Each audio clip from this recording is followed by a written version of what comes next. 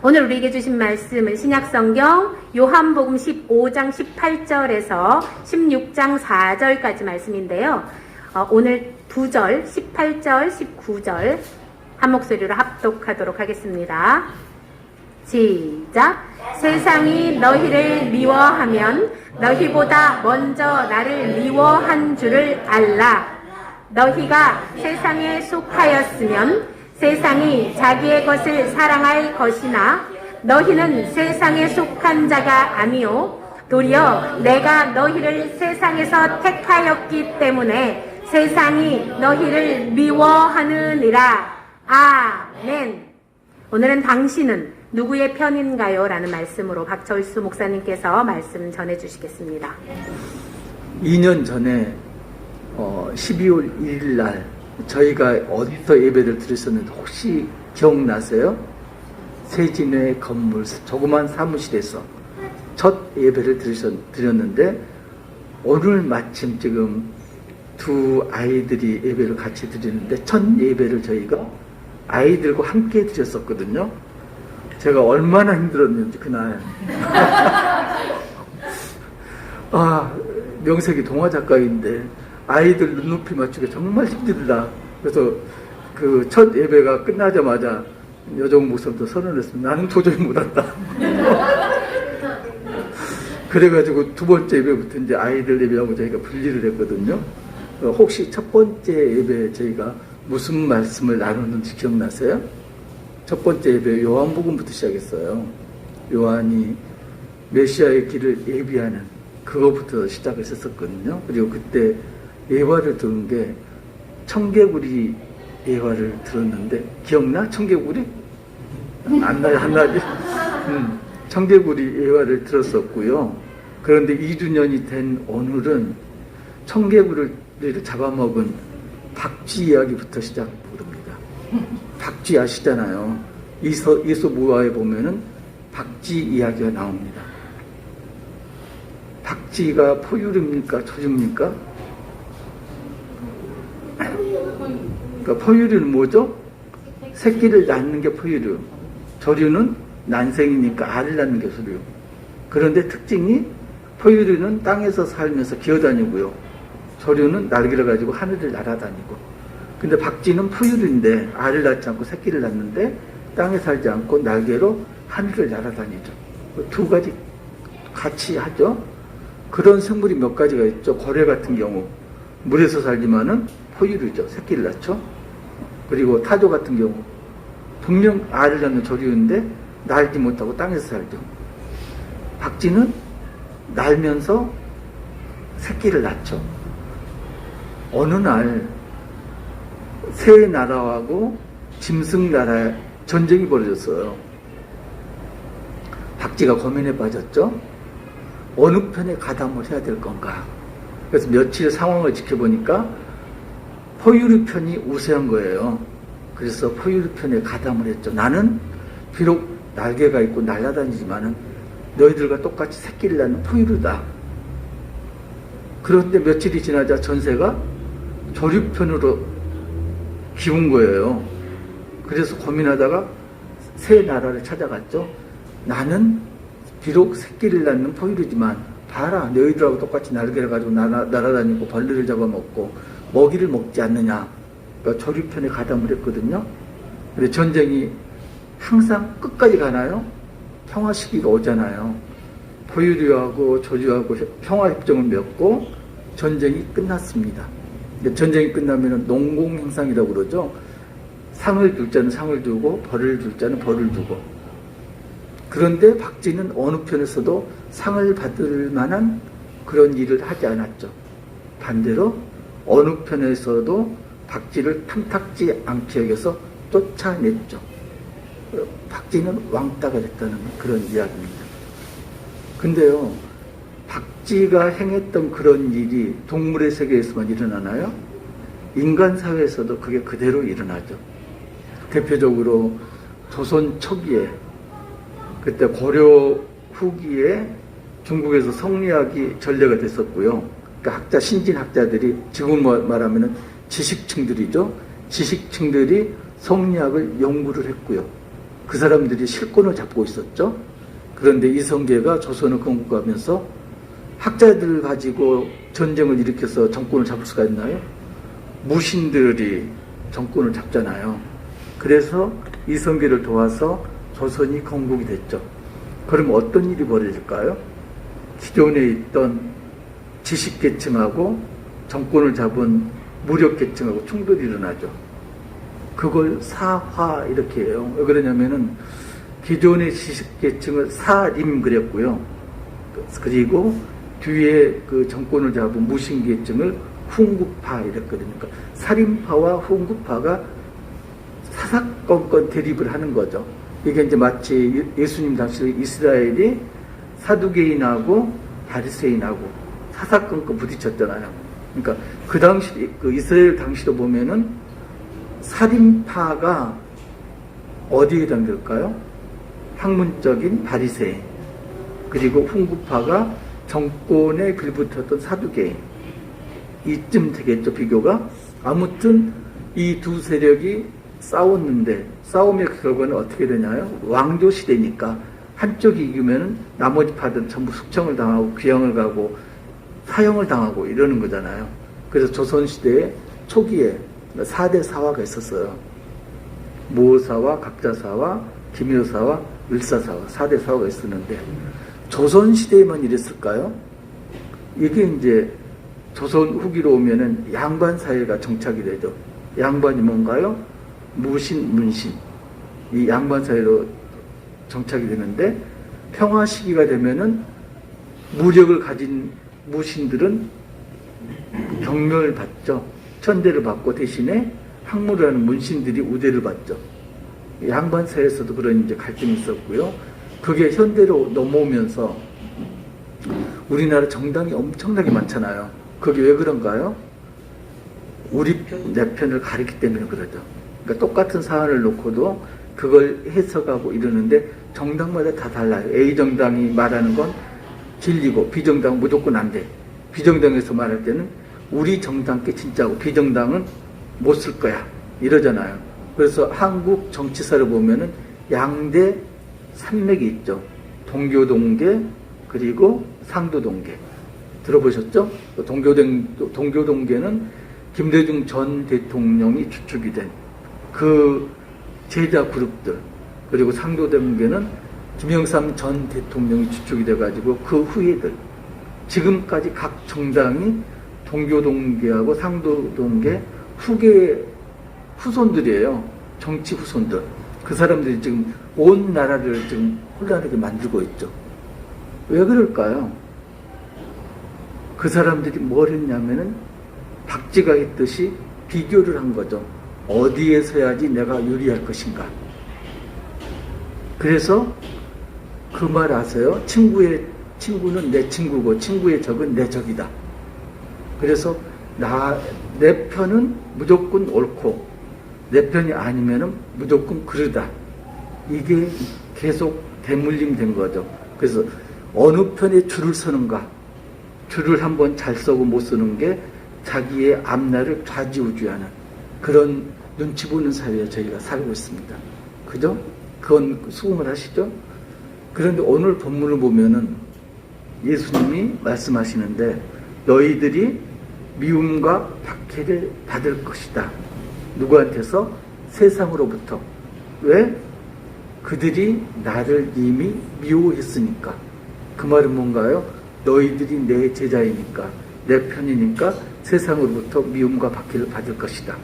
그 말을 반대로 해석하면은 너희들이 세상 편이 아니니까 미움과 박해를 받을 것이다. 세상과 한 통속이면은 미워할 일이 없죠. 자기 편인데. 근데 자기 편이 아니기 때문에 너희들이 미움과 박해를 받을 것이다. 그러면서 예수님이 말씀을 계속하시죠. 어떤 말씀? 내가 세상에 와서 하나님 나라 말씀을 전했고 하나님만 일으킬 수 있는 그런 이적들을 행했다. 그래서 그 말씀을 그들이 들었고 이적을 그들이 보았다. 그럼에도 그들이 그것을 듣지 않았고 믿지 않았다. 그들이 내 말을 듣고 듣지 않고 내 이적을 보지 못했다면은 그들에게 죄가 없을 것이다. 그런데 그들은 내 말을 들었고 내 이적을 봤다. 그러면서 그들은 죄를 면치 못할 것이다. 이런 말씀을 하시죠. 그리고 때가 되면은 너희들이 그들에게서 축초를 당하고 박해를 받고 심지어는 죽임을 당할 것이다. 왜? 세상 편이 아니고 내 편이므로. 그리고 그 증언을 누가 할 것인가? 보혜사 성령과 제자인 너희들이 할 것이다. 이제 이런 말씀을 하시죠. 이스라엘은 누구를 기다렸나요? 이스라엘은 계속적으로 메시아를 기다렸죠.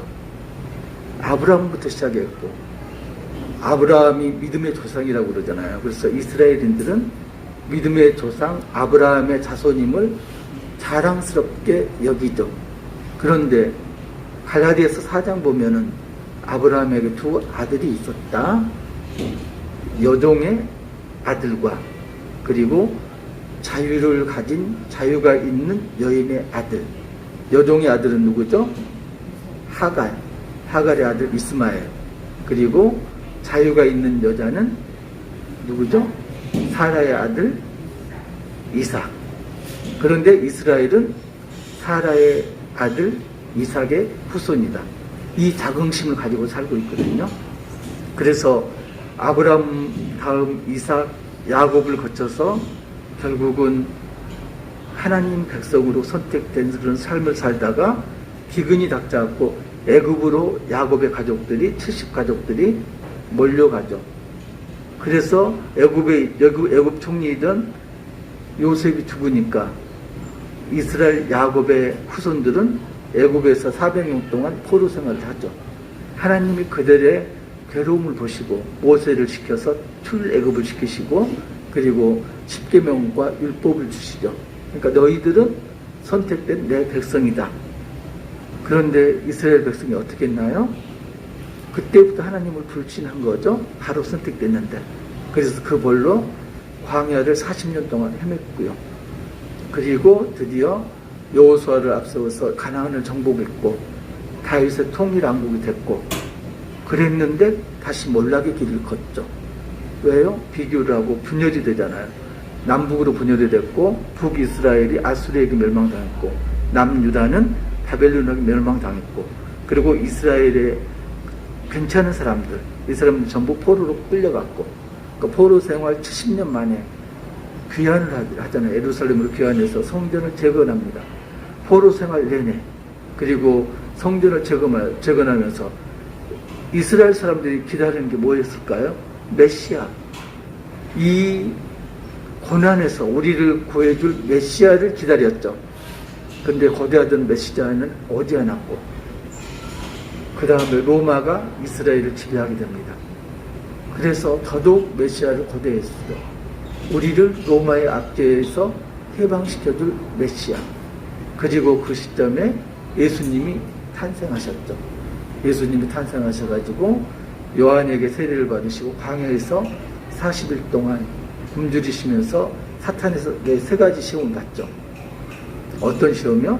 돌을 떡으로 만들어 먹으라. 육체의 정욕을 이기는 시험. 그 다음에 뛰어내리라. 그리고 나에게 경배하면 모든 걸 주겠다. 육체의 정욕, 안목의 정욕, 이생의 자랑. 여기에 대한 시험을 통과를 하시죠. 이건 지금 아담의 에덴 동산에서 아담에게 주어진 보암직하고 먹음직하고 지혜롭게 할 만큼 탐스럽기도 한 그 시험에서 졌던 거하고는 정반대죠. 아담은 졌지만은 예수님 그 시험을 통과하시고 드디어 첫 이적을 어디서 베푸셨나요? 가나의 혼인잔치에서 물을 포도주로 변화시키는 이적을 시작으로 공생애를 시작하셨죠. 그런데 그 다음 예수님이 말씀을 하나님 나라의 말씀을 전하고 이적을 계속 행하시죠. 못 고치는 불치병들을 고치시고 그리고 귀신을 내쫓으시고 죽은 자를 살리시고 바람을 뿌리시고 물 위를 걸으시고 이런 일을 계속 하셨는데 백성들을 예수님을 추종하는데 반대로 종교 지도자들은 예수님을 믿지 않았죠. 하나님 말씀을 전하고 하나님만이 할 수 있는 이적을 행했음에도 듣고 보았음에도 종교 지도자들은 그걸 무시를 했죠. 그리고 도리어 예수님을 박해를 했죠. 심지어는 그 갈등이 누구까지 있었냐면은 요한도 그 갈등에서 벗어나지 못했죠. 그래서 요한이 그러잖아요. 누가복음 7장 20절 보면은 요한이 제자 둘을 예수님에게 보냅니다. 그리고 예수님에게 묻죠. 오실 그이가 당신이 오니까 우리가 다른 일을 기다리리까? 이렇게 묻죠. 예수님이 22절에 대답하십니다. 예수께서 대답하여 이르시되 너희가 가서 보고 들은 것을 요한에게 알리되 맹인이 보며 못 걷는 사람이 걸으며 나병 환자가 깨끗함을 받으며 귀먹은 사람이 들으며 죽은 자가 살아나며 가난한 자에게 복음이 전파된다 하라. 자, 그런데 이제 쭉 넘어가서 29절 보면은 모든 백성과 세리들은 이미 요한의 세례를 받은지라 이 말씀을 듣고 하나님을 의롭다 하되 30절 바리새인과 율법교사들은 그의 세례를 받지 않냐므로 그들 자신을 위한 하나님의 뜻을 저버리느니라. 그러니까 뭐냐면은 요한도 나는 메시아의 길을 예비하러 왔다. 회개 세례를 베풀었고 그런데 세리와 창기들은 와서 모든 백성들은 와서 죄를 자복하고 세례를 받고 하나님 나라의 말씀을 믿었는데 바리새인과 서기관들은 아니었다는 거죠. 예수님 말씀과 이적을 베풀었음에도 그걸 듣고 봤음에도 바리새인과 서기관들은 그걸 무시를 한 거죠. 그래서 보면요, 보고 듣는 것이 말씀을 듣고 이적을 보는 것이 믿음하고 100% 연결되는가? 그렇지는 않다는 이야기죠. 들을 게 있는 자는 들으라. 들을 게 있는 자는 말씀을 듣는 거고요. 그리고 이적을 보고 믿음이 더해지는 거고요. 그렇지 않으면은 말씀을 듣고 이적을 보아도 그건 하나의 쇼에 불과하지 믿음하고는 연관되지 않는 거죠. 비교라는 게요. 어디서부터 시작됐을까요? 비교가 시작된 건 에덴 동산부터 시작되죠. 에덴 동산부터 편가르기가 시작됐습니다. 비교가 편가르기를 만들거든요. 편가르기는 반목을 만들고요. 반목은 서로 간에 미움을 만들죠. 뱀이 하와에게 나타났습니다. 그리고 선악과 가지고 대화를 하죠. 그때 하와가 대답이 어떤 건가요? 뱀이 죽느냐 물었을 때 하와가 대답을 합니다. 사실은요, 창세기 2장 17절을 보면은 너희가 선악과를 먹으면은 정령 죽으리라 이렇게 말씀을 하셨어요. 그런데 3장 3절을 보면은 하와가 사탄에게 대답할 때는 어떻게 대답하냐면은 너희가 선악과를 먹지도 말고 만지지도 말라. 너희가 죽을까 하노라. 정령 죽으리라 하고 죽을까 하노라고는 천지하고 천지 차이죠. 땅과 하늘 차이입니다. 죽을 것이다. 죽는다와 죽을까 하노라. 안 죽는다는 이야기가 천지 차이입니다. 그럴 때 뱀이 꼬입니다. 너희들이 그걸 먹으면 죽는 게 아니고 하나님 같이 된다. 그래서 자세히 보면요, 뱀이 하나님 같이 될 것이다 하고 하와가 선악과를 보잖아요. 그러니까 보암직하고 모금직하고 지혜롭게 할 만큼 탐스럽게 보인 게 아니고요. 그 전에 이미 죽을까 하노라. 하나님 말씀을 자기 입맛대로 재단을 한 거죠. 이미 마음속에 하나님이 정령 죽으리라 하는 그 말씀은 없어졌죠. 자기 식대로 재단을 해놓은 상황에서 사탄이 그냥 살짝 던진 말에 넘어간 거죠. 원래 있던 본성이 드러난 거예요. 그래서 비교란 건요, 객관적으로 이렇게 장단점을 이렇게 보는 게 아니고 기준이 나예요. 내 눈이, 내 머리가 비교의 기준이죠. 그래서 아담과 하와는 원래 자기한테 있던 그 기준에 의해서 뱀의 꼬임에 넘어가서 에덴 동산에서 쫓겨나죠. 그리고요, 그 비교가 아들대로 되물림이 되죠. 가인이 어떤 일을 행하나요? 동생 아벨을 죽입니다. 왜 죽였나요? 하나님이 아벨의 제사는 받으셨는데, 연락하셨는데 자기 제사는 안 받으셨거든요. 받았다, 안 받았다. 지금 비교를 하는 거거든요. 비교 끝에 지금 미움이 생긴 거죠. 미움이 생기니까 최초의 살인이 일어납니다. 그리고 그게 이제 점점 이제 심화되는데, 바벨탑 사건, 대홍수에서 살아남은 사람들이 신할 평원에서 바벨탑을 쌓죠. 왜 쌓나요? 우리가 하늘까지 높아지리라. 하나님하고 대등하게 되기 위해서 바벨탑을 쌓습니다. 성경에 보면은 하나님이 2번 땅으로 내려오세요. 첫 번째가 바벨탑 사건 때 하나님이 바벨탑이 어떻게 되는가 보러 오시죠. 그리고는 어떻게 하시나요? 언어를 혼잡하게 만드시죠. 그때까지 언어는 단일 언어였는데 언어가 혼잡되니까 사람들이 더 이상 탑을 쌓지 못하고 세계 각곳으로 흩어지죠. 그러다가 그 중에서 하나님이 아브라함을 부르시죠. 아브라함, 이삭, 야곱, 다윗, 그리고 예수님이 다시 내려오시죠. 그리고 우리 죄를 위해서 십자가에서 보혈로 우리 죄를 대속하시죠. 자, 그러면은 예수님이 우리 죄를 위해서 십자가에서 돌아가셨으면 이제는 더 이상 비교를 하지 말고 반목을 하지 않아야 되잖아요. 그런데 예수님이 승천하신 지 얼마 되지 않은 초대교회에서도 교회 내에서 반목이 일어납니다. 고린도전서를 보면은 고린도전서 3장 4절 여기 보면은 나는 바울파, 나는 아볼로파, 파가 갈립니다. 고린도서 3장 4절 보시면요, 어떤 이는 말하되 나는 바울에게라 하고 다른 이는 나는 아볼로에게라 하니 너희가 육의 사람이 아니리요.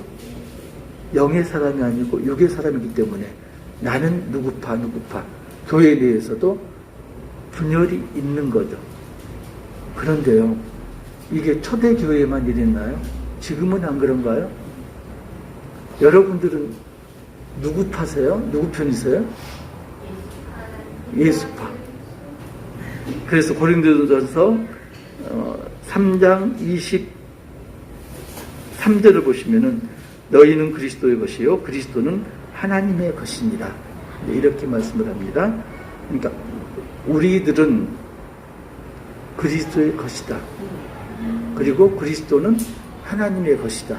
그러면 결론적으로 우리는 하나님의 것이다. 여러분 누구 파라고요? 그리스도 파고 하나님 파고. 그런데 정말로 더 중요한 것은 내가 누구 파인가가 더 중요한 게 아니고요, 세상이 내 편인가 아니면은 예수님이 내 편인가, 이게 더 중요하죠. 나는 쟤를 절친이라고 여겨, 베스트 프렌드, 베프라고 여기는데 쟤는 나를 one of them, 많은 친구 중에 하나로 여기는 그런 경우 많잖아요. 나는 예수님 편이야, 예수님 파야 이러는데 예수님 보니까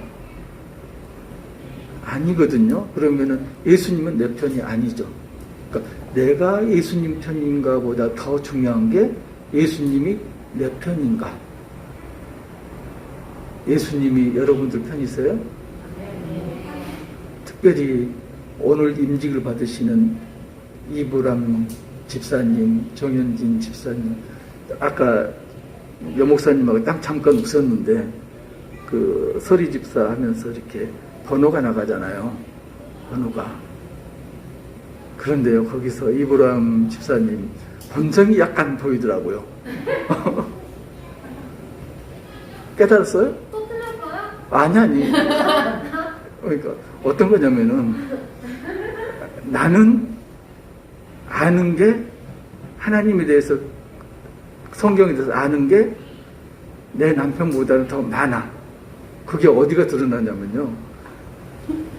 넘버링에서 드러나요. 넘버링에서 5번, 6번 누가 5번이고 누가 6번이고요? 5번 아니에요? 본성이 드러난 거예요. 그거 기억리에서는 먼저